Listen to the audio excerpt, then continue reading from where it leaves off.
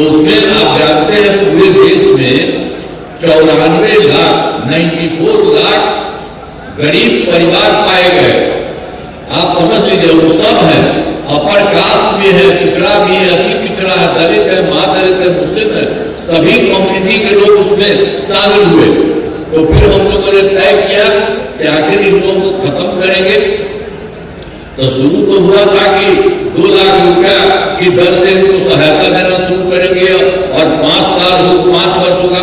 लेकिन उसके बाद फिर हमने तय किया है, शुरू में हमने कहा कि नहीं साहब, इतना 5 वर्ष चलाने का जरूरत नहीं है, और जरूरत पड़े तो और ज्यादा पैसा होना चाहिए।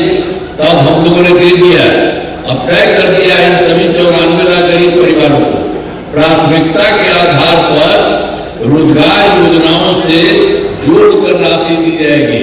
यानी आवश्यकता के आधार पर 2 लाख रुपए से ज्यादा राशि भी दी जाएगी। तो एक तरह से हर तरह से काम हम लोगों के द्वारा किया गया है।